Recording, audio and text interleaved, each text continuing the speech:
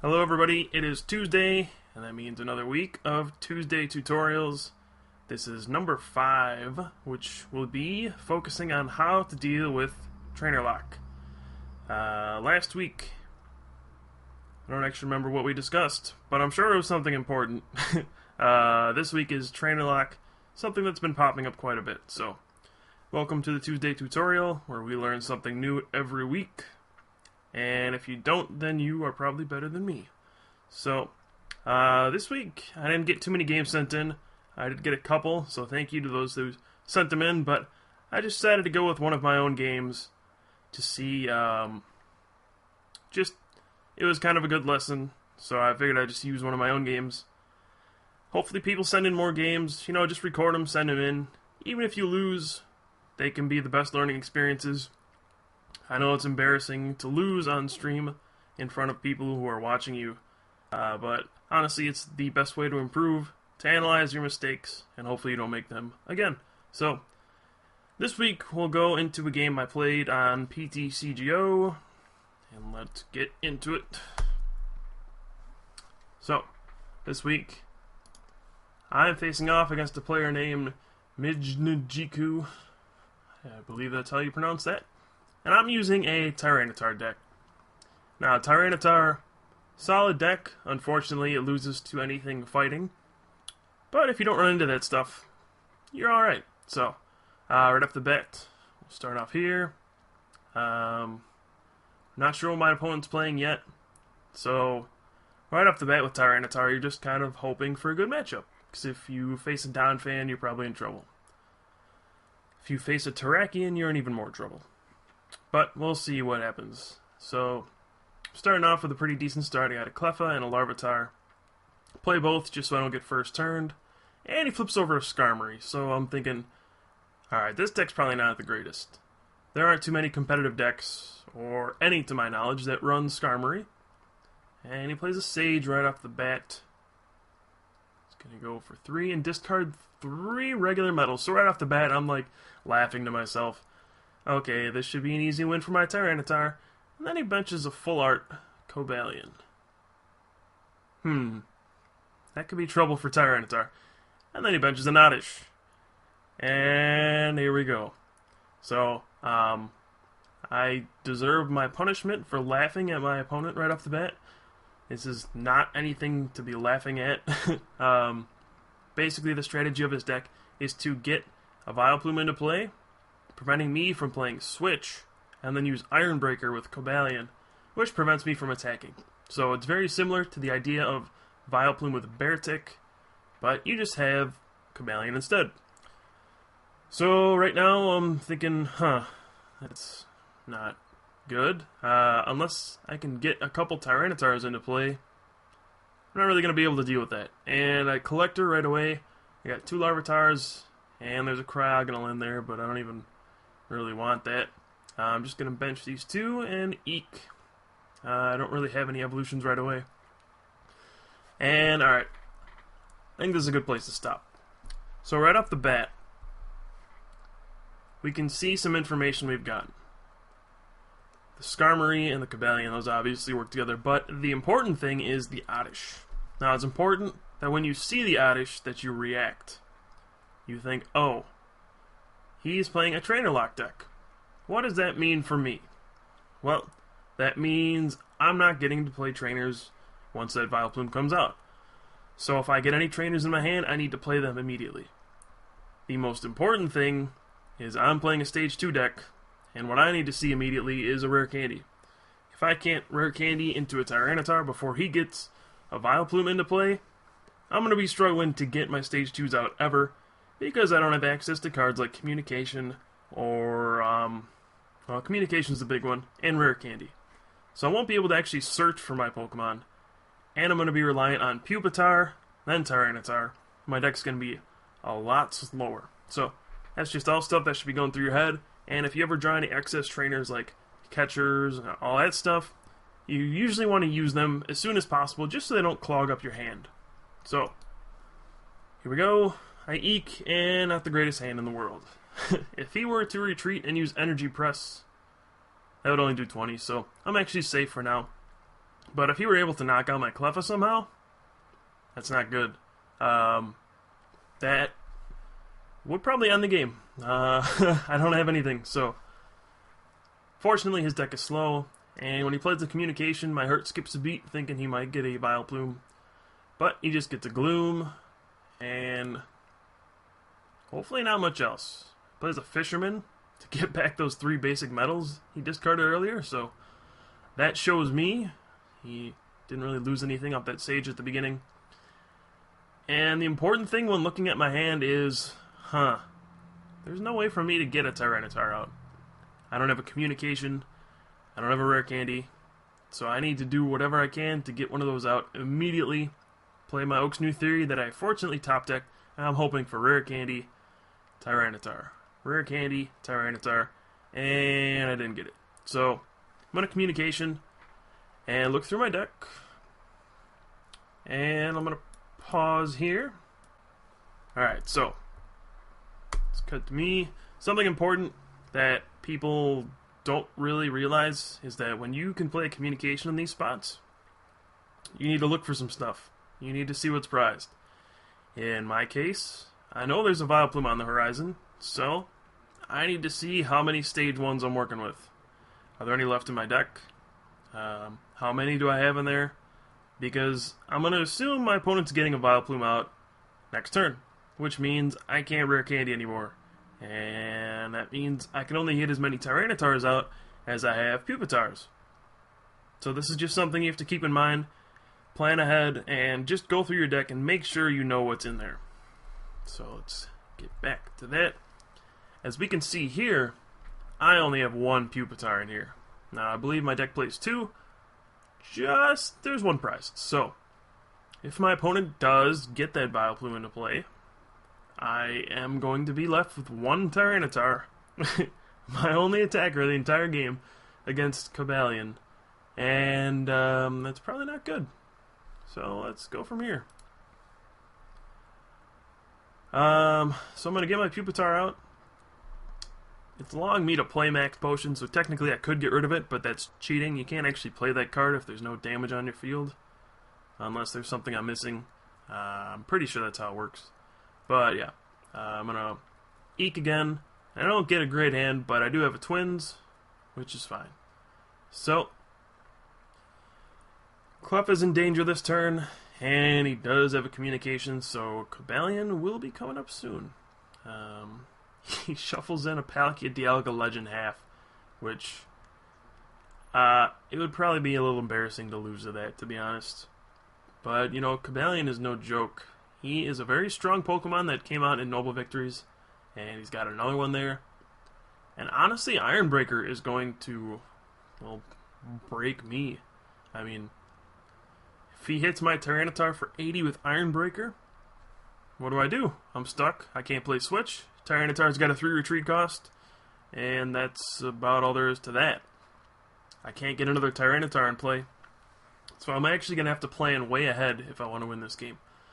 Now, fortunately, my opponent will take the first prize. I assume that is a deck that runs Twins, so you don't want to take the first prize, but he does. I mean, honestly, he is a Vileplume. He's got a Cobalion. What else does he want? So, I'm going to go ahead and play a Twins. And now I have a decision to make. Alright, so let's pause. Taking a look at my field, I have a Pupitar with a Dark Energy. He gets free retreat because there's an energy on him. Playing the Twins, I have really nothing in my hand. What would you take with these 2 cards? So, you have a lot of options. You have your whole deck in front of you. Now, if you say I should take a trainer card, you are in need of some help. I can't take any of those because I can't play them. So, every trainer card, instantly not an option. What do I want to take here? I need to make sure I attach an energy this turn. That will be the important part. I could take a double colorless or a special dark. I'm going to take one of those 2. Just because I need to attack soon. I can't let Cobalion just keep running me over like this. So, first card I'm going to take is an energy. Then, where do you go from there? You could take Tyranitar, or you could take another Twins.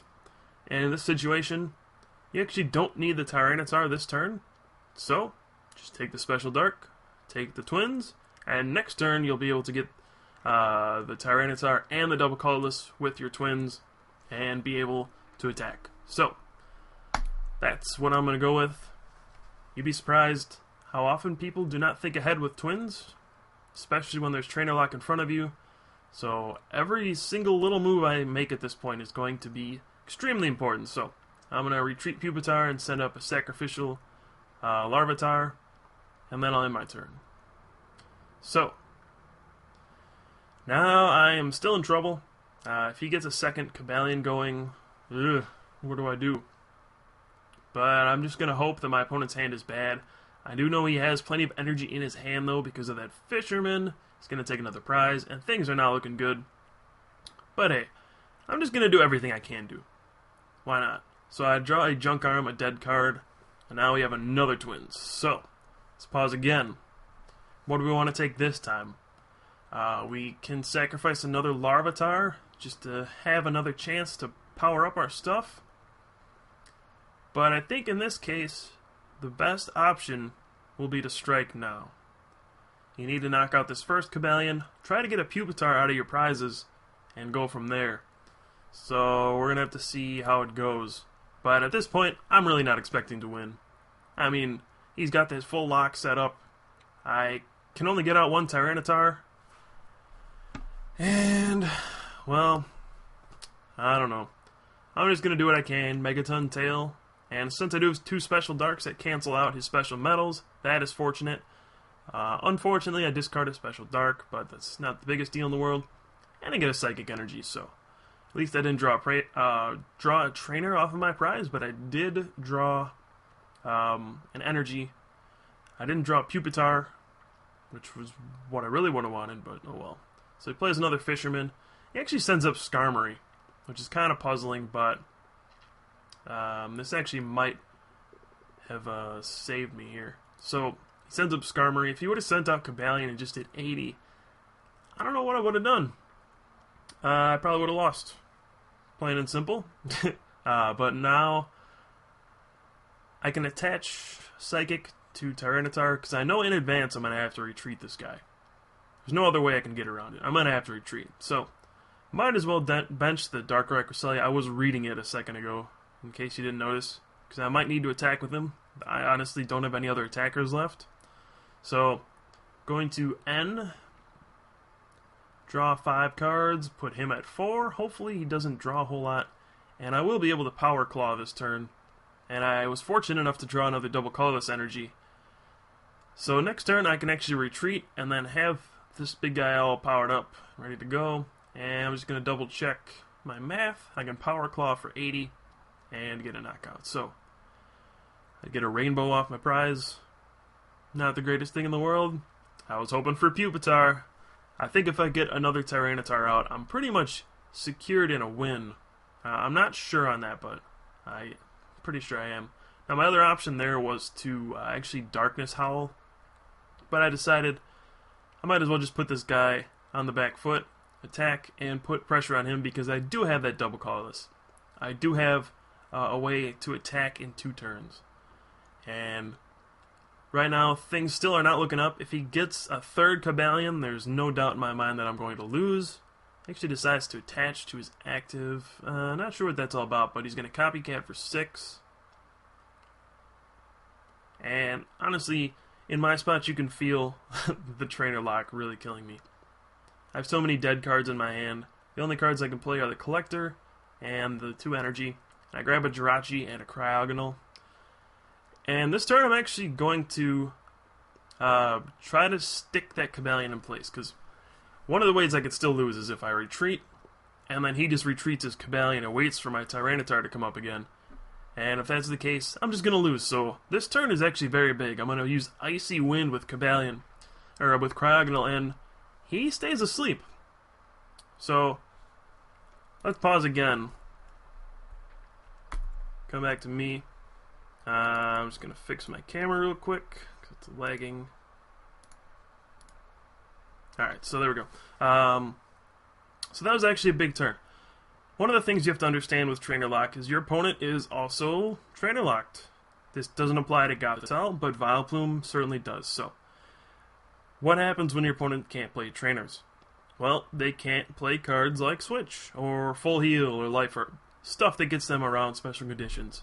There is always the unknown cure that can foil your plans, but most of the time putting something to sleep when there's trainer lockout is a safe bet. And in this case, I actually kind of locked my opponent down because I put him to sleep with Cryogonal. So, this is 2 lessons in one. Number 1, always know what all your cards do. Even something random like Icy Wind can save you in weird spots. Just always keep in mind that your cards do have other attacks besides the ones you're not used to using. Obviously, Cryogonal would be a card to beat Donphan with Ice Shard. He knocks out Donphan Prime in 1 hit. In this case, I used Icy Wind. And the second lesson was just, your opponent can't play Switch under Trainer Lock, so I caught a break here, and let's go back. Alright, so my opponent is probably stunned that A, a Cryogonal hit the field, and B, it put his Cobalion to sleep. Now there's a guy with 4 energy stuck up there. What does he do next? He's going to play an Oak's New Theory, draw 6 fresh cards, and honestly, I'm still in bad shape if he gets another Cobalion out. And hey, there's another one. He's got a lot of full art cards, and he puts a metal on it, which is not good. So I'm actually